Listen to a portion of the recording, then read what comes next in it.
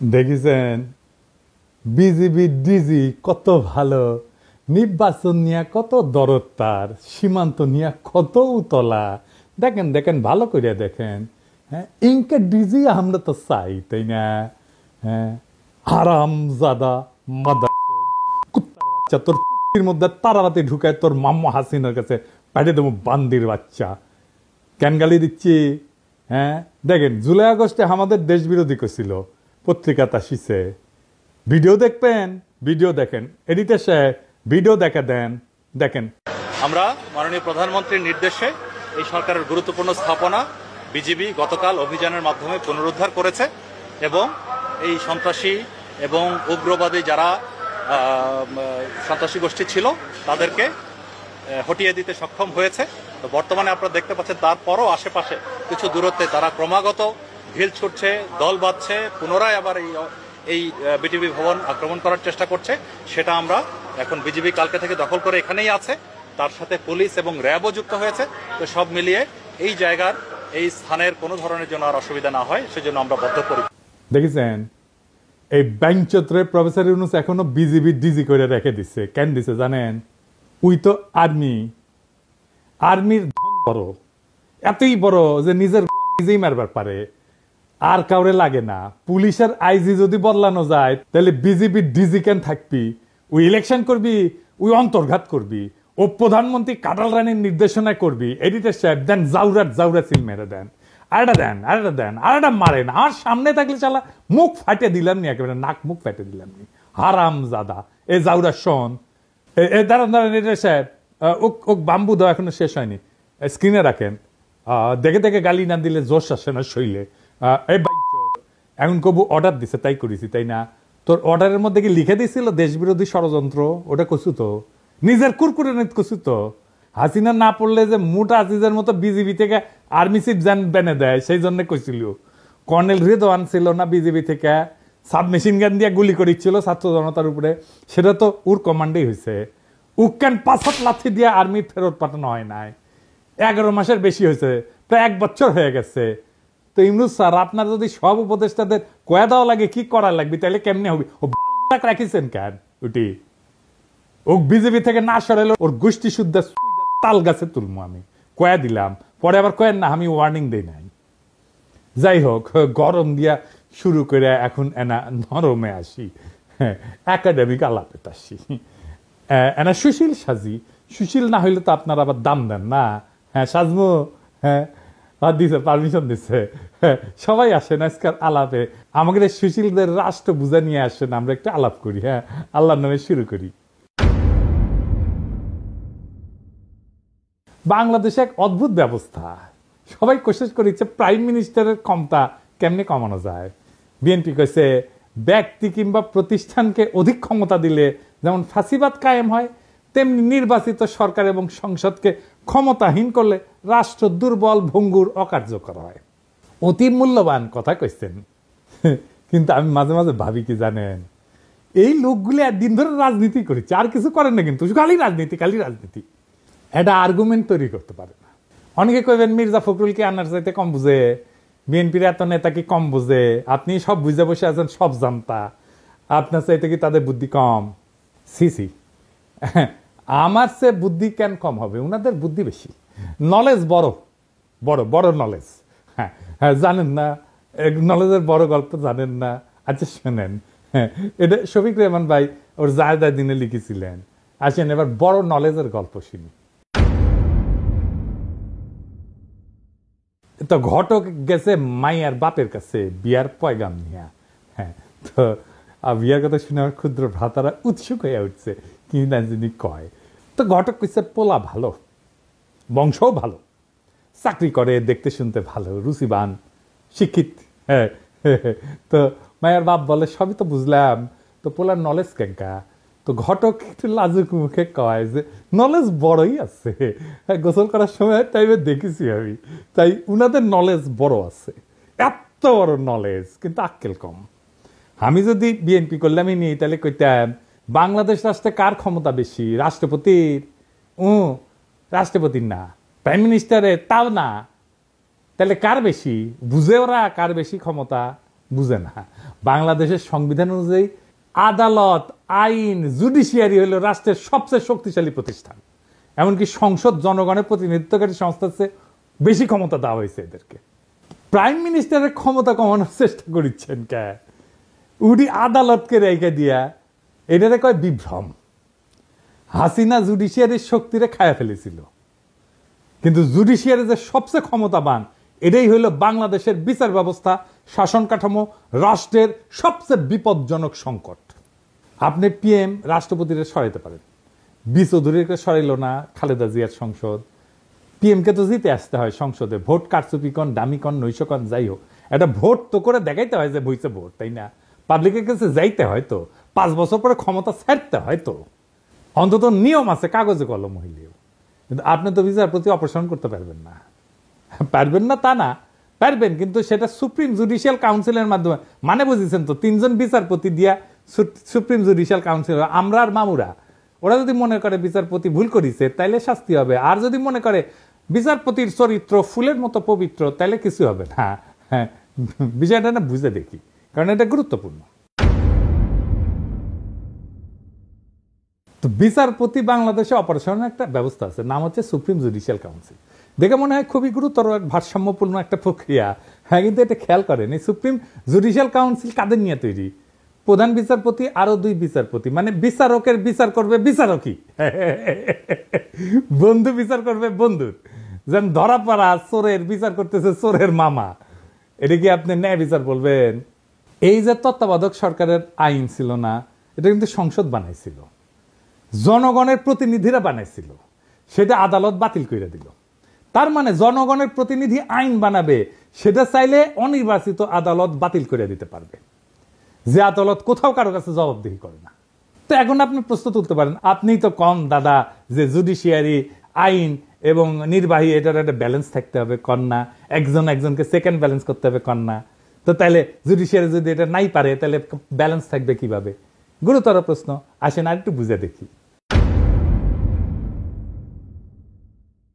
তত্ত্বাবধায়ক সরকার আইনটা সংসদ পাশ করেছিল, মানে জনগণের প্রতিনিধিরা এটা আইন করেছে, কিন্তু আদালত সেটাকে বেআইনি ঘোষণা করে বাতিল করে দিল। এই প্রক্রিয়া আদালত নিজেই হয়ে ওঠে সর্বোচ্চ ক্ষমতাধর, অথচ সে আদালত সরাসরি জনগণের কাছে জবাবদিহি করে না। এখানে একটা গণতান্ত্রিক দ্বন্দ্ব সৃষ্টি হয়, সংসদ বনাম আদালত, কার হাতে তাহলে চূড়ান্ত কর্তৃত্ব? এতে গুরুত্বপূর্ণ একটা রাষ্ট্রীয় প্রশ্ন, দার্শনিক প্রশ্ন, রাষ্ট্রনৈতিক প্রশ্ন। ধরেন ইসলামে, এটা একটু বোঝার জন্য যে আসলে কার হাতে চূড়ান্ত ক্ষমতা, এটা বোঝার জন্য আমি একটু ইসলামী ধারণার একটা ব্যাখ্যা নিয়ে আসি। ধরেন ইসলামে আপনি আল্লাহ তাআলার কোন শরীক কল্পনা করতে পারবেন না, আল্লাহ ছাড়া কোনো উপাস্য নাই, লা ইলাহা ইল্লাল্লাহু মুহাম্মাদুর রাসূলুল্লাহ, হযরত মুহাম্মদ সাল্লাল্লাহু আলাইহি ওয়াসাল্লাম তার প্রেরিত নবী, আল্লাহর কোনো শরীক নাই এবং হযরত মুহাম্মদ উনার প্রেরিত নবী। এই ফান্ডামেন্টালটা না মানলে আপনি মুসলমান না। আপনাকে ইসলামের দরজা অতিক্রম করার সময় এই কলেমা উচ্চারণ করতে হবে।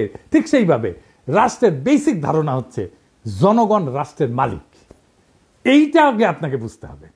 তার ক্ষমতা সার্বভৌম, গণ অভিপ্রায়, জনগণের আকাঙ্ক্ষা, এটা সর্বোচ্চ আইন। গণতন্ত্রে আইন বানানোর অধিকার কেবলমাত্র নির্বাচিত প্রতিনিধিদের। আইন প্রণয়নের সাংবিধানিক ক্ষমতা সংসদের হাতে, কারণ তারা জনগণের সরাসরি ভোটে নির্বাচিত, তারাই জনগণকে প্রতিনিধিত্ব করে, তারাই জনগণের ভয়েস। আর বিচার বিভাগ নির্বাচন প্রক্রিয়া অংশগ্রহণ করে না, তাই তারা প্রতিনিধিত্বশীল না।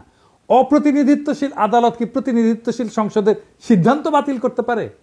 এটা গণতান্ত্রিক অসাম্য তৈরি করে। আদালতের এই ক্ষমতা মানে আইনসভা বা সংসদের আইনকে চ্যালেঞ্জ করার অধিকার সাংবিধানিক হইলেও সেটা একটা সীমা আছে। আদালতের কাজ হইল আইন সংবিধান বিরোধী কিনা সেটা যাচাই করা, এটাকে বলা হয় জুডিশিয়াল রিভিউ। কিন্তু আদালত সংবিধান নিজেই ব্যাখ্যা দিয়া এমন ভাবে পরিবর্তন করতে থাকে যেটা জনগণের ইচ্ছা অভিপ্রায়ের বিরুদ্ধে যায়, তাইলে আদালত নিজেই একটা স্বৈর শাসন হয়ে ওঠে, জবাবদিহিতাবিহীন শাসক শ্রেণী হয়ে ওঠে, আনঅ্যাকাউন্টেবল রুলিং ক্লাস হয়ে ওঠে। আদালত তখন গণতন্ত্রের অভিভাবক না, বরং গণতন্ত্রের বাধা হয়ে ওঠে। বাংলাদেশে সেটাই হয়েছে। আদালতের ক্ষমতা সীমাহীন হইলে ব্যালেন্স অফ পাওয়ার ভেঙে পড়ে। যদি আদালত চায় তাহলে সংসদে যে কোনো আইন বাতিল করে দিতে পারে। তাহলে কে বেশি ক্ষমতাবান, সংসদ না আদালত? আদালত। আবার সংসদ আদালতের বিচারপতিকে অপসারণ করতে পারে না, বুঝছেন? তাহলে এখানে সেকেন্ড ব্যালেন্সের কোনো ব্যাকরণ তো কার্যকর থাকে না। অর্থাৎ আদালত নিজেই একটা অদৃশ্য স্বৈরতন্ত্রের রূপ ধারণ করে। তত্ত্বাবধায়ক সরকারের আইন কোন একটা দলের ইচ্ছার ফসল ছিল না, তো এটা সর্বদলীয় ঐক্যমতে রচিত হয়েছিল, জনগণের আস্থার ভিত্তিতে এটা প্রতিষ্ঠিত হয়েছিল। আদালত এটাকে শুধুমাত্র ব্যাখ্যার খেলা দিয়ে বাতিল করে দিল। তাহলে তো আইনের যে একটা গণতান্ত্রিক ভিত্তি আছে সেটাই প্রশ্নবিদ্ধ হয়ে পড়ে। তবে আদালতের তো একটা ভূমিকা থাকা জরুরি, কিন্তু কিন্তু সেটা সীমিত। সেটা কি আসেন আরেকটু বুঝে দেখি। আদালতের যদি এই ক্ষমতা না থাকে তাহলে তো ব্যালেন্স অফ পাওয়ার হবে কিভাবে, তাই না? এই প্রশ্ন তো সরাসরি চলে আসে। আদালতের কাজ হবে আইনের ভাষাগত নীতিগত ব্যাখ্যা এবং সাংবিধানিক সীমা নির্ধারণ করা, কিন্তু রাজনৈতিক সিদ্ধান্ত এবং প্রক্রিয়ায় হস্তক্ষেপ করে না। হাসিনার আদালত রাজনৈতিক সিদ্ধান্ত এবং প্রক্রিয়ায় হস্তক্ষেপ করছে। ভারসাম্য তখনই থাকে যখন আদালত, সরকার বা সংসদের অন্যায় রায় থামাইতে পারে, কিন্তু গণমতের চূড়ান্ত রূপ একটা আইন বাতিল করার ক্ষমতা সাবধানে এবং সীমিতভাবে প্রয়োগ করে। আদালত যদি এমন ক্ষমতা পায় যে জনগণের প্রতিনিধিরা যে আইন মানাবে তাই সে বাতিল করে দিতে পারে এবং সে নিজে কোনো জনগণের কাছে জবাবদিহিতা করবে না, তাহলে সে আদালত না, সে গণতন্ত্রের উপরে বসা এক নির্জীব অভিজাত শ্রেণীর নামমাত্র পোশাক। তত্ত্বাবধায়ক সরকারের আইনের অবলুপ্তি তাই শুধু একটা রায় না, এটা ছিল গণ ইচ্ছার বিরুদ্ধে আদালতের বিদ্রোহ। আর এই বিদ্রোহের পরিণতি আজ দেশের রাজনৈতিক দুর্ভিক্ষ, দেশের সমস্ত সংকট। এইবার আসেন সংস্কার নিয়ে আরো একটু গভীরে আলোচনা করি। প্রফেসর ইউনূসের সরকার নানা ধরনের সংস্কার করেছে। এই সংস্কার কারা করিচ্ছে, কিভাবে করিচ্ছে, এরা বুঝে কিনা সেটা একটু বুঝে দেখি। আজকের নতুন বাংলাদেশে সংস্কারের জন্য বিভিন্ন প্রস্তাব নিয়ে আলোচনা করা হইতেছে।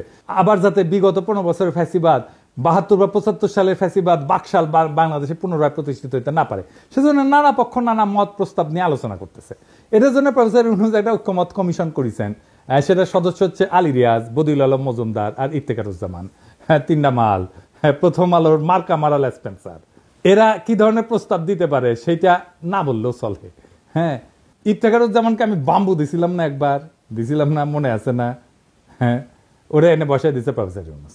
প্রথম আলো এইসব সুশীল প্রগতিশীল মালদের দিয়া 111-এর পরে সংস্কার করাইতে গেছিল। তখনকার ভারতের দালাল মঈনুদ্দিন ফখরুদ্দিন সরকার একই সুশীল প্রগতিশীলদের টোটকা প্রস্তাব দিয়া অধ্যাদেশ জারি কইরা বিভিন্ন সংস্কার করছিল, যার প্রত্যক্ষ পরিণতি হচ্ছে হাসিনার ফ্যাসিবাদ। এক বেল তলাতে এই ন্যাড়া বুদ্ধিজীবী সুশীল এই জাতিকে কয়বার নিয়ে যাবে? 74-এর বাকশালী সংবিধান, হাসিনার ফ্যাসিজম, এসব তো আসমান থেকে নেমে আসে নাই। বারবার একই মার্কা মারা সব দালাল লেসপেন্সার, বুদ্ধিহীন মূর্খ কামাল হোসেন, রেহমান সোবহান, ইফতেখারুজ্জামান, মতি, মাহফুজ এদের টোটকা জাতিকে গিলায় বারবার আওয়ামী ফ্যাসিজম প্রতিষ্ঠার সুযোগ করে দেওয়া হইতেছে। এবারও সে একই চক্রান্ত হইতেছে, আর জাতি সে সমস্ত খেয়াল না করে বসে বসে আঙুল চুষিচ্ছে। আলী রিয়াজের আক্কেল জ্ঞানের নমুনা দেখেন। সংবিধান সংস্কার কমিটির রিপোর্ট ড্রাফট করার সময় সে কাদের পরামর্শ সে নিচে সেটা রিপোর্টের শেষে তালিকা করে লিখে দিছে। দেখেন কারা কারা আছে সেখানে। মাহফুজা নাম, শাহিনা নাম, জানেন তো মাহফুজা নামের বউ, মানে মাহফুজা নামের বুদ্ধিতে শুধু চলবে না, তার বউয়ের বুদ্ধিও লাগবে। এই মাহফুজা নাম হাসিনার সামরিক মারণাস্ত্রে গুলি চালায় ছাত্রজনকে হত্যা করার নির্দেশ দেওয়ার পরে সেটার পক্ষে বয়ান লিখে এডিটোরিয়াল পাবলিশ করেছিল, যাতে সরকার কঠোর হস্তে এই আন্দোলন দমন করে। বিপ্লবের শহীদদের রক্তের সাথে বিশ্বাসঘাতকতা কইরা এইরকম একটা জানোয়ারের বাচ্চার পরামর্শ নেওয়া লাগছে নতুন বাংলাদেশের সংবিধান কিরকম হবে সেটা ঠিক করার জন্য। বুঝেন তাইলে? আরো আছে প্রথম আলোর মতি, খুশি কবি, সবচেয়ে বড় আওয়ামী লেসপেন্সার রেহমান সোবহান, মইনুল ইসলাম। হে খোদা, আমারে উঠায় নাও, নয়তো দড়ি ফেলাও, বায়ে উঠা যায়। এর চেয়ে আওয়ামী লীগকে বলা হোক একটা সংবিধান ড্রাফট করে দিতে। হুদাহিতে সংস্কারের বালসাল নাটক কইরা মানুষকে বোকা বানানোর দরকার কি? আর শহীদের রক্তের সাথে প্রহসন করার দরকার কি? রেহমান সোবহান, মাহফুজা নাম, খুশি কবির, মতিউর রহমান, মইনুল ইসলাম এরাই যদি নতুন বাংলাদেশের কারিগর হয়, তাহলে অমি পিয়াল, নিজুম মজুমদার, মুনতাসির মামুন, শাহরিয়ার কবির, এম এম আকাশ, রামেন্দ্র মজুমদার, পীযূষ বন্দ্যোপাধ্যায়, সুবর্ণা মোস্তফা এরা কি দোষ করলো? এডিটর সাহেব খারান, সুবর্ণা মোস্তফা ছবিটা না রাখেন। এটা ইয়াং কালের ছবি দেন, ইয়াং কালের। এবার হচ্ছে। হ্যাঁ, তো আলী রিয়াজ, সুবর্ণা মোস্তফা তো আপনার যৌবন কালের ক্র্যাশ হওয়ার কথা ছিল, তাই না? আমরা মেনে নিলাম, ওক ডাকলেনি।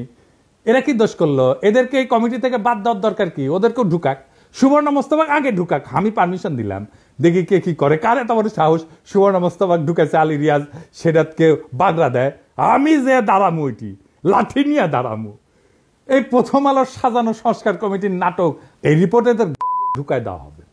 এই রিপোর্টে বিভিন্ন ভংসং প্রস্তাব দেওয়া হয়েছে যাতে দেশে আর কখনো বাকশাল ফ্যাসিজম কায়েম না হয়। আইনস্টাইনের একটা উক্তি আছে যে insanity is doing the same thing over and over again and expecting different results. ইংরেজি যেহেতু কইছে ঠিকই কইছে, তাই না? আসলে ঠিক কথা কইছে। একই কাজ বারবার করে ভিন্ন ফলের আশা করাটা এক ধরনের ছাগলাম। বাংলাদেশের অবস্থা দেখে এই কথাই মনে হয়।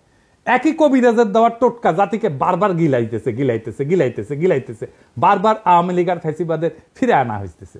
রেহমান সোবহান পাকিস্তান আমল থেকে গাজাঘড়ি বয়ান আর টোটকা দিয়ে জাতিকে ধ্বংস করিচ্ছে। উই কলে পিএইচডিও করতে পারে নাই, কেমব্রিজে গেছিল, এমএ কইরা ফিরে আসিছে। হ্যাঁ, তা হ্যাডেমা কুলায় নাই। তাও এই হারামজাদার প্রতি সুশীলদের পীড়িতের ঘাটতির কোনো কমতি নাই। বন্ধু মানুষ এই হারামজাদা রেহমান সোবহান ছিল ইন্ডিয়াকে ট্রানজিট দেওয়ার ব্যাপারে 1 নাম্বার উকিল। এই রেহমান সোবহান কইছিল ট্রানজিট নিয়ে যে বিতর্ক সেটা অশিক্ষিত বিতর্ক। এই হারামজাদা, তুই শিক্ষিত? তুই পড়াশোনা করছিস কতটুকু? শালা পিএইচডি তো করতে পারিস নাই, এমএ করে ফিরে আসিস সরকারি স্কলারশিপে যায়, বেশি বেশি বাতেলা জানিস, তারপরে এদের ঘুষ হয় না। আজকাল বেশি মুখ খারাপ করলাম না, নাকি করে ফেলছি অলরেডি বেশি জানি না, বুঝছাও? মানে অভ্যাস হয়ে গেছে তো আমার মুখই খারাপ। আজকে আবার একটু আলোচনা করব বাংলাদেশে কেন বারবার আওয়ামী ফ্যাসিবাদের উত্থান ঘটে। আসেন এটা আরেকবার একটু বুঝে দেখি। আগের এপিসোডে আলাপ করেছিলাম, আরেকবার একটু বুঝে দেখি। একটা রাষ্ট্রের 3টা অঙ্গ থাকে, একটা এক্সিকিউটিভ, লেজিসলেটিভ আর জুডিশিয়ারি। এই 3টা অঙ্গের সমন্বয়ে একটা রাষ্ট্র গড়ে ওঠে। এই লেজিসলেটিভ বা আইনসভা দেশে কি আইন হবে সেটা নির্ধারণ করে। এক্সিকিউটিভ সেই আইন অনুযায়ী দৈনন্দিন কাজকর্ম চালায় এবং পলিসি নির্ধারণ করে। তবে একটা রাষ্ট্রের সর্বোচ্চ পলিসি নির্ধারণ করে আইনসভা বা পার্লামেন্ট। কারণ এক্সিকিউটিভ আইনসভার পাশ করা আইন দিয়া চালাইতে বাধ্য, দেশ চালাইতে। এক্সিকিউটিভ কখনোই নিজে আইন বানাইতে পারে না। এমনকি কোনো সভ্য দেশে আদালত বা জুডিশিয়ারিও আইন বানাইতে পারে না, বা পারার কথা না। আদালতের বিচারকেরা যদি নিজেরাই আইন বানায় সেটাকে রাষ্ট্রবিজ্ঞানের ভাষায় বলা হয় জুডিশিয়াল অ্যাক্টিভিজম। এই জুডিশিয়ারি কাজ হইতেছে এক্সিকিউটিভ যাতে নিজের এখতিয়ার বা জুরিসডিকশনের অতিক্রম করিয়া অর্ডার জারি করতে না পারে সেটা দেখা। এর সাথে দেশে আইনসভা দিয়ে পাশ করা আইনের উপরে ভিত্তি করে বিভিন্ন কেসে সেই আইন অনুযায়ী রুলিং দেওয়া, আর দেশের সেই আইন অনুযায়ী ফৌজদারি এবং দেওয়ানি বিভিন্ন মামলার কার্যক্রম পরিচালিত করা। এটাই হইতেছে জুডিশিয়ারির কাজ। এখন আওয়ামী লীগ বিগত 15 বছর দেশে ফ্যাসিজম আদালতের মাধ্যমে কিন্তু প্রতিষ্ঠা করেছে। এটা মাহমুদুর রহমান কিন্তু বলে, খালিলকের মতো দালাল প্রধান বিচারপতি দিয়ে হাসিনা নিজের ইচ্ছা মতো যা খুশি রুলিং জারি করায়। আওয়ামী লীগের সমালোচনা করা, যাকে তাকে আদালত অবমাননার মামলা দেওয়া। এদেশে আদালত এখন ঠিক কি কাজ করে তা বোঝার জন্য আইন পড়তে হয় না, পত্রিকার ফেসবুক স্ক্রল করলেই চলে। মানুষ ভাবে আদালত বিচার করে না ভাই, এই আদালত ইতিহাস লেখে, এই আদালত পোস্টার বানায়, কবিতা লেখে, স্লোগান বানায়, পাঠ্য বই সম্পাদনা করে, ক্রিকেট টিম নির্বাচনে মত দেয়, আদালত রুল দেয় 15ই আগস্ট হইবে শোক দিবস, 7ই মার্চ হইবে জাতীয় ঐতিহ্য, জয় বাংলা হইবে জাতীয় স্লোগান, স্বাধীনতার ঘোষক হইবে শেখ মুজিব। কেউ যদি প্রশ্ন তোলে যে এগুলি কি বিজ্ঞাপন, ওটা কি অ্যাড এজেন্সি, তখন কয়া হবে আপনি নিশ্চয়ই রাজাকার। স্কুলে কি পড়ানো হবে আদালত ঠিক করে দেয়। পাঠ্য বইয়ে বঙ্গবন্ধু কত পাতা জুড়ে থাকবে সেটাও রুল দিয়ে আসে। বিশ্ববিদ্যালয়ের নাম কি হবে, গার্ডেনের নাম কি হবে, হাসপাতালের নাম কি হবে, সব জায়গায় আদালতের নাক ঢুকে। এমনই একটা আদালত। আর এই আদালতের বিচারপতি আমাদের সাথে পলিটিক্স করেছিল। ওই কইছিল যে আমরা শপথবদ্ধ রাজনীতিবিদ, ওই কইছিল এ না ওর ভাই আবার এমপি ছিল আওয়ামী লীগের। এমনকি একবার তো আদালতে রিট হয়, বাংলাদেশ ক্রিকেট টিম কেন মুশফিককে নিতেছে না, কেন তামিম বাদ। ভাগ্য ভালো আদালত বলেনি কে ওপেনিং করবে, কে শেষ ওভারে বল করবে। ধর্মের ব্যাপারেও আদালত কিন্তু বলে যে বিসমিল্লাহ থাকবে কি থাকবে না, ভাস্কর্য থাকবে। তো আদালত এখন ইসলামিক স্কলার আর ইতিহাসবিদ দুইটাই। অথচ এসব সিদ্ধান্ত একটা সভ্য রাষ্ট্রে আদালতের এখতিয়ারে থাকারই কথা না। এসব সিদ্ধান্ত রাষ্ট্রে হয় আইনসভা নেয়, অথবা এক্সিকিউটিভ বিভাগ আইনসভা দ্বারা এম্পাওয়ার্ড হয়ে নেয়। এই কয়েকদিন আগে আমাদের অ্যাটর্নি জেনারেল বলছে যে হাইকোর্ট চাইলে যে কোনো ব্যাপারে হস্তক্ষেপ করতে পারে। ব্যাপারটা শুনতে খুব অদ্ভুত শোনালেও বাংলাদেশের সংবিধান অনুযায়ী পুরো ঘটনাটা লিগ্যাল। বাংলাদেশের 72-এর সংবিধান একটা বিস্ফোরা ধারা ঢোকানো আছে, যার দ্বারা এম্পাওয়ার্ড হইয়া আদালত বা হাইকোর্ট যে কোনো ব্যাপারে হস্তক্ষেপ করতে পারে, যা খুশি তাই করতে পারে। এটা হইতেছে সংবিধানের 102 নম্বর আর্টিকেল। এই বিস্ফোরা আর্টিকেল বাংলাদেশে বিচারকদের জুডিশিয়াল অ্যাক্টিভিজম করার রাস্তা তৈরি করে দিছে। আর এই সমস্ত ডক্টর কামাল হোসেনের বাল্ব কিছু বুঝে না, উই ওর গুমুত সামলাইতে পারে না, ব্যাপার পরে থাকে। সত্যি কথা, মিথ্যা কথা কইতেছি না। এবং এইটা দিয়ে এম্পাওয়ার্ড হয়ে হাসিনা তার আমলে মুদল আদালত দিয়াই তার সন্ত্রাসের রাজত্ব কায়েম করছে। কি আছে আর্টিকেলে আসেন দেখি। এই আর্টিকেলের ফলে যে কেউ যে কোনো আইনজীবী যা ইচ্ছা যা খুশি সেটা নিয়ে হাইকোর্টে রিট করতে পারে। হাইকোর্ট বেঞ্চ সেই রিটের উপর ভিত্তি করে যা খুশি তাই রুলিং জারি করতে পারে। কি বিচিত্র একটা দেশ, তাই না? মাঝে মাঝে অনেক উকিল সরকারকে বিভিন্ন কাজ করার নির্দেশ দিয়ে নোটিশ পাঠায়, অন্যথায় সে 102 ধারার ভিত্তিতে হাইকোর্টে রিট করার হুমকি দেয়। খালি সরকারকে না, অনেক বদমাইশ উকিল এটা ব্যবহার করে অসংখ্য মানুষকে, সাধারণ মানুষকে হয়রানি করে, যারা কোনোভাবে একটা ব্যাপারে ইন্টারেস্টেড পার্টি না। সেই সমস্ত ব্যাপারে বদমাইশ উকিলরা বিভিন্ন হাস্যকর আইনি নোটিশ পাঠায় 102 আর্টিকেলের উপরে ভিত্তি কইরা, এবং আদালত সেটার উপর ভিত্তি করে রুলিং পর্যন্ত দেয়। এই ইন্টারেস্টেড পার্টি কি এটা একটু বুঝে নি? যে কোনো সভ্য দেশে কেবলমাত্র ইন্টারেস্টেড পার্টি কোনো ব্যাপারে মামলা করতে পারে। ইন্টারেস্টেড পার্টি বলতে আইনের ভাষায় বোঝানো হয় এমন কেউ যার উক্ত মামলার ফলাফলে সরাসরি স্টেক আছে বা সরাসরি গেইন অথবা লসের আউটকাম আছে। যেমন ধরেন কোন এক সংবাদপত্র লিখছে যে আমি এটা চোর, ধরেন আমি অমুক তারিখে অমুক জায়গায় অমুক লাগাইছি, সরি চুরি করেছি, সরি আমি জানি যে আমি লাগাই নাই, চুরি করি নাই, সরি চুরি করি নাই, কিন্তু ওই সংবাদ প্রকাশের ফলে আমার মানহানি হয়েছে। কোন সভ্য দেশে মানহানির মামলা করার অধিকার একমাত্র আমার নিজেরই আছে। আমি এই মামলার একমাত্র ইন্টারেস্টেড পার্টি, বুঝছাও? এই মামলার আউটকাম মানে ফলাফল একমাত্র আমার জিতা বা হারের সম্ভাবনা আছে। এখন যদি কুমিল্লার মোকলেস মোল্লা অথবা গোপালগঞ্জের উকিল হরিদাস পাল আদালতে গিয়ে মামলা করে যে অমুকের মানহানি অমুক করিছে, অথবা অমুকের বিরুদ্ধে এত টাকা ক্ষতিপূরণ দাবি করে আমি মামলা করেছি, ব্যাপারটা যে কত বড় হাস্যকর হয়ে উঠবে সেটা আর বলার অপেক্ষা রাখে না। আমার নামে এরকম মামলা করেছে, আমি নাকি হাসিনা শেখ মুজিবের অপমান করেছি, তার ভাবমূর্তি ক্ষুণ্ণ করেছি, এজন কে সিলেট একটা মামলা করেছে, গোপালগঞ্জে একটা মামলা করেছে, কতগুলো। আমাকে সেদিন জিজ্ঞাসতেছে ঢাকার ডিসি যে দাদা আপনার নামে কি কি মামলা আছে? আমি বললাম আমি নিজেই জানি না রে ভাই, মাঝে মাঝে শুনেছি এই জায়গায় এই জায়গায় এই জায়গায় এই জায়গায় মামলা আছে।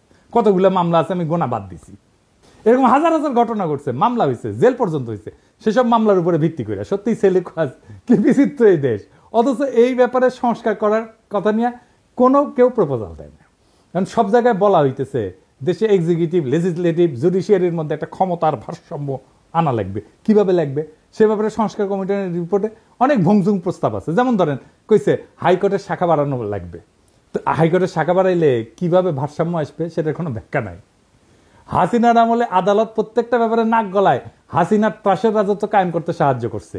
কালামানিক সব জায়গায় নাক গলানোর বার এমনই বাড়ছিল যে লিগের স্পিকার আব্দুল হামিদ পর্যন্ত সেটাতে বিরক্ত হয়ে বলছিল বেশি বাড়াবাড়ি করলে জনগণ আদালতের বিরুদ্ধে উঠে দাঁড়াইতে পারে। এমনকি খালি এক্সিকিউটিভের ব্যাপারে নাক গলানো না, বিভিন্ন সময় দেশে কি আইন হওয়া উচিত কি হওয়া উচিত না সেটা পর্যন্ত আদেশ জারি করেছে। সংবিধানের স্পষ্ট লেখা থাকতে হবে আদালত বা জুডিশিয়ারি কোনোভাবে জুডিশিয়াল অ্যাক্টিভিজম করতে পারবে না। তারা কেবলমাত্র দেশে বিদ্যমান আইনের উপর ভিত্তি করে রায় দিতে পারবে। জনগণের যদি কোনো আইন পছন্দ না হয় অথবা কোনো আইন বানানোর ইচ্ছা হয়, তাদেরকে তাদের এমপির সাথে কথা বলে সেই বিল সংসদে আনার ব্যবস্থা করতে হবে। সংসদ সদস্যদের মূল কাজ এলাকার উন্নয়ন করা না। এরা যে বলবে আমি আপনার এলাকার উন্নয়ন করে দেবো, এটা তার কাজ না, এটা কাজ পৌরসভার। পৌরসভার কাজ এমপিরে দিয়ে করায় না, তাদের মূল কাজ আইনসভার বিভিন্ন আইন নিয়ে আলোচনা করে ভোটাভুটি করে আইন বানানো। এই সাধারণ তথ্যটা দেশের অধিকাংশ মানুষ জানে না। আর একটা হাস্যকর অভ্যাস এই জাতির কাছে আছে, কিছু হলে সবকিছুতে আদালতে যায় মামলা করে দেয়। যেমন বিপ্লবের পরে আওয়ামী লীগকে নিষিদ্ধ করা লাগবে, এটা নিয়েও আদালতে মামলা করতে গেছিল পোলাপাই, আদালতে রিট করে। অথচ একটা রাষ্ট্রে এই সিদ্ধান্ত নেওয়ার অধিকার সেই রাষ্ট্রের আইনসভার, যারা ওই দলকে নিষিদ্ধ করে আইন করতে পারে অথবা সংবিধানে ওই দলকে নিষিদ্ধ করে দিতে পারে। যেমন জার্মানিতে নাজি পার্টি, ওদের আইনসভায় পাশ হওয়া নাজিদের নিয়ে করা স্পেসিফিক আইন দিয়ে নিষিদ্ধ। ইতালিতে ফ্যাসিস্ট পার্টি একদম সাংবিধানিকভাবে উল্লেখ করে নিষিদ্ধ করা হয়েছে। এইখানে আদালতে গিয়া মামলা কইরা তাদেরকে টেনে আনা এই আশায় যে তারা রায় দিবে অমুক দল নিষিদ্ধ, এটা চূড়ান্ত নির্বুদ্ধিতা। কোন আদালত দেশের আইনসভার বা এক্সিকিউটিভের কাজ করতে পারে না। আজব চিন্তা ভাবনা সবার। এটা গেল জুডিশিয়ারির ব্যাপারে কথা। এখন আসি এক্সিকিউটিভ আর লেজিসলেটিভ মানে আইনসভার মধ্যে ব্যালেন্স অফ পাওয়ার নিয়ে। বাংলাদেশে বারবার ফ্যাসিজম তৈরি হয় কারণ দেশের সংবিধানে পার্লামেন্টারি শাসন ব্যবস্থা। এখানে আইনসভার নিয়ন্ত্রণে যেই মানুষ আর পার্টি, সে একই মানুষ আর পার্টি নির্বাচনের মাধ্যমে একবার দেশের এক্সিকিউটিভ ব্যবস্থার কর্ণধারার সর্বেসর্বা হয়ে ওঠে। যদি এক্সিকিউটিভ আর লেজিসলেটিভ নির্বাহী এবং আইন একই মানুষের অধীনে থাকে তাহলে এটি ফ্যাসিজম। এই পার্লামেন্টারি ব্যবস্থা পৃথিবীর যে সমস্ত দেশে অ্যাপ্লাই করা হয়েছে সেখানে অসংখ্যবার ভয়ঙ্কর রকমের ভাবে ব্যাকফায়ার করছে। কোথায় কোথায় করছে শুনবেন? ইউরোপেই এটা ডিজাস্টার করছে। প্রথম বিশ্বযুদ্ধের পর যখন ইউরোপে বিভিন্ন দেশে এই যে রাজতন্ত্রের পতন হয়, রিপাবলিক হয়। যেখানেই এই ব্যবস্থা সংবিধানে ঢুকানো হয়েছে সেখানেই ভয়ঙ্করভাবে ফ্যাসিজমের উত্থান হয়েছে। আমি একটা আলোচনায় করছিলাম, পার্লামেন্টারি ব্যবস্থা সেখানেই কাজ করে যেখানে একজন রাজা আছে, কিং আছে। জার্মানি, ইতালি, স্পেন সব জায়গায় পার্লামেন্টারি ব্যবস্থা ডিজাস্টার হয়েছে। দ্বিতীয় বিশ্বযুদ্ধে বেদম মার খাওয়ার পরে এরা শান্ত আছে, তাও আমেরিকান সৈন্য গ্যারিসন থাকার কারণে। তৎকালীন ইস্টার্ন ইউরোপেও এই পার্লামেন্টারি ব্যবস্থা হাঙ্গেরি, রোমানিয়ার ডিজাস্টার করছে। ফ্রান্সে যতদিন পার্লামেন্টারি ব্যবস্থা ছিল ততদিন ফ্রান্সের ততই বছর অবস্থা ছিল, টালমাটাল অবস্থা ছিল। ফ্রান্সের থার্ড রিপাবলিক মানে 1870 থেকে 1940 পর্যন্ত, এই 70 বছরে কয়বার সরকার বদল হয়েছে জানেন? শুনবেন, 101 বার। গড়ে 8 মাসে একটা নতুন সরকার আসতো। এরপর ফ্রান্সের চতুর্থ রিপাবলিক 1946 থেকে 1958, এই 12 বছরে কয়টা সরকার আসছে জানেন? 21টা সরকার আসছে। এই অরাজকতার ফলে বিভিন্ন কারণে 1958 সালে চার্লস দ্য গল ফ্রান্সের নতুন সংবিধান রচনা করে এবং ফ্রান্সে প্রেসিডেন্সিয়াল সরকার ব্যবস্থা রূপান্তরিত হয়। এখন কিন্তু এটা পঞ্চম ফ্রেঞ্চ রিপাবলিক। একটা রাষ্ট্রে যদি এক্সিকিউটিভ আর আইনসভা একই নির্বাচন দিয়ে নির্বাচিত হয় তাহলে সেটা ইউরোপে যেখানে ইনস্টিটিউশন অনেক স্ট্রং সেখানেই ভয়াবহ ডিজাস্টার করে। বাংলাদেশের মতো তৃতীয় বিশ্বের দেশ তো একটা ডিজাস্টার করবেই, এটাই স্বাভাবিক। আপনারা বসে বসে চায় চায় দেখবেন আলী রিয়াজরা যে করতেছে, দেখবেন 20 বছর পরে কি হয়। তখন আলী রিয়াজ দেখেন কি বলে, এটা একদম ডিজাস্টার করবে। ওরা বেশি বুঝে এই সমস্ত গুলোকে টেনে। এরা রাষ্ট্র বোঝে না, রিপাবলিক বোঝে না, কিচ্ছু বোঝে না। আলী রিয়াজও বুঝে না, মনে করে ভাব দেখায় বুঝে, কিছুই বুঝে না। আচ্ছা দেখেন, আপনারা তো জানেন আমার তো কিছু সামান্য হইলে একটু ধারণা আছে, তাই না? আমার সাথে আলাপ করেছে, করেনি, আলাপ করবে না আমার সাথে, কারণ জানে আমার সাথে আলাপ করতে আসলে 5 মিনিট টিকবে না এগুলো। এই কারণে বাংলাদেশের নতুন সংবিধানে এক্সিকিউটিভ নির্বাচন আলাদাভাবে হইতে হবে। দেশে এক্সিকিউটিভদের প্রধান হচ্ছে রাষ্ট্রপতি। রাষ্ট্রপতি নিজেই সরাসরি জনগণের ভোটে নির্বাচিত হয়ে আসবে। রাষ্ট্রপতি নিজেই এক্সিকিউটিভ, ডে টু ডে প্রশাসন আর পলিসি নির্ধারণ করবে। এর জন্য উনি একটা ক্যাবিনেট নিয়োগ দেবে বিভিন্ন এক্সিকিউটিভ ডিপার্টমেন্ট চালানোর জন্য। সব সিদ্ধান্ত রাষ্ট্রপতি নিজেই নেবে, কোনো প্রধানমন্ত্রী থাকবে না। রাষ্ট্রপতির মেয়াদ 4 বছর বা 5 বছর হবে, কিন্তু এক্সিকিউটিভ হিসেবে রাষ্ট্রপতি কোনো আইন বানাইতে পারবে না এবং উনার সমস্ত অর্ডার সিদ্ধান্ত বিদ্যমান আইনের মধ্যে থাকতে হবে। রাষ্ট্রপতি কোনো অধ্যাদেশ জারি করে আইনসভার কাজ নিজে করতে পারবে না। রাষ্ট্রপতি খালি দেশে বিদ্যমান আইনের বাস্তবায়ন করে একটা এক্সিকিউটিভ কাজ চালাইতে পারবে। দেশে কোনো আইনের দরকার হলে, আইন বাতিল করতে হলে আইনসভার মিটিং ডাকতে হবে এবং সেখানে কেবলমাত্র আইনসভার সদস্যরা ভোট দিয়া কোনো সিদ্ধান্তে আসবে। এই সংসদের সদস্যরা সম্পূর্ণ আলাদা নির্বাচনে আলাদাভাবে জনগণের সরাসরি ভোটে নির্বাচিত হবে। দেশে যখন এক্সিকিউটিভ আর লেজিসলেটিভ মানে নির্বাহী এবং আইন এইভাবে সম্পূর্ণ সেপারেট হয়ে যাবে, তখন কেবল দেশে ফ্যাসিজমের উত্থান ঠেকানো যাবে। দেশের বাজেট আইনসভা পাশ করবে এবং পার্লামেন্ট রাষ্ট্রপতিকে যেই বাজেট দিবে, রাষ্ট্রপতি সেই বাজেট দিয়ে ওই অর্থ বছরের ব্যয়ভার বহন করবে। এখন সরকার বা এক্সিকিউটিভ চাইলে বা প্রাইম মিনিস্টার চাইলে যে কোনো মানুষের উপরে চাপাই দিতে পারে কর, কারণ এক্সিকিউটিভ আর আইনসভা একই জিনিস। তো রাষ্ট্রের 2টা বিভাগ যদি একই হয় তাহলে এটাই তো ফ্যাসিজম আর স্বৈরাচার। এই সমস্ত সুশীলদের মাথায় ঢুকিচ্ছে না, আমি এটা বুঝি না। প্রেসিডেন্সিয়াল ব্যবস্থাতে রাষ্ট্রপতি চাইলেই কর বাড়াইতে বা কমাইতে পারবে না এবং ক্ষমতা সম্পূর্ণভাবে আইনসভার উপরে ন্যস্ত থাকবে। কিন্তু প্রাইম মিনিস্টার হাসিনা পারে। আইনসভার কাজ হবে আইন নিয়ে। রাষ্ট্রপতির মেয়াদের মাঝখানে আইনসভার একটা নির্বাচন থাকা লাগবে, মিড টার্মের মতো, যাতে জনগণ তাদের মতামত প্রকাশ করতে পারে রাষ্ট্রপতির টার্মের মাঝখানে। এই জন্যেই আইনসভার একটা সদস্যের মেয়াদ হবে 2 থেকে 2.5 বছরের মতো। সংবিধানে কোনো 70 অনুচ্ছেদ থাকবে না, কারণ যেহেতু রাষ্ট্রপতি আলাদাভাবে নির্বাচিত এবং মেয়াদ নির্দিষ্ট, আইনসভায় দল বদল কইরা অথবা দলের বিপক্ষে ভোট দিয়া সরকার ফেলায় দেওয়ার কোনো প্রশ্নই আসতেছে না। প্রত্যেকটা সদস্য নিজের বিচার বুদ্ধির উপরে ভিত্তি কইরা কোনো বিলে ভোট দিবে। রাষ্ট্রপতি যদি নিজের ইমেজ আর যোগ্যতায় একবার নির্বাচিত হয়ে আসে এবং তাহলে রাষ্ট্রের এক পক্ষের আর এক পক্ষের পাঁচ আটার কোনো প্রশ্নই ওঠে না। সুপ্পু যেরকম হাসিনা কদমবুসি করতো সেটা আর হবে না। গত 3 মাস ধরে মাননীয় প্রধানমন্ত্রীকে সালাম করতে গেলে উনি আমার সালাম নিতেন না। তা আমি দেখতাম যে ওনার চরণের ধুলো আমি পাই না। আমার মিশ্র প্রতিক্রিয়া হচ্ছিল যে উনি কেন আমার সালাম নেন না, না থাক থাক বলে। এটাই বিএনপি আর জিয়াউর রহমানের আসল অরিজিনাল ভিশন। জিয়াউর রহমান আলাদাভাবে রাষ্ট্রপতি নির্বাচনে ওসমানীকে হারায় নির্বাচিত হয়েছিলেন। সংসদ নির্বাচন আলাদাভাবে হয়। রাষ্ট্রপতি সরকার ব্যবস্থার সাথে পাওয়ারফুল সংসদ আর প্রত্যেকের একটা ওয়েল ডিফাইন্ড জুরিসডিকশন, এটাই একমাত্র বাংলাদেশে ফ্যাসিবাদ ঠেকানোর উপায়। আলী রিয়াজ যে টোটকা দিছে যে সংসদ নেতা আর প্রধানমন্ত্রী আলাদা ব্যক্তি হবে, এটা একটা সলিউশন। আমি এটা নিয়ে এপিসোড করেছি না? এর ফলে কি হবে? এর ফলে হাসিনা প্রধানমন্ত্রী হয়ে সুপ্পু মার্কা কাউকে সংসদের প্রধান বানাবে। এইসব প্রথম আলোর সুশীল প্রগতিশীলদের হাতুড়ে চিকিৎসা নিতে নিতে এই জাতি আর দেশ মরণ প্রায়। এটা যে কোনো মুহূর্তে বন্ধ করতে হবে।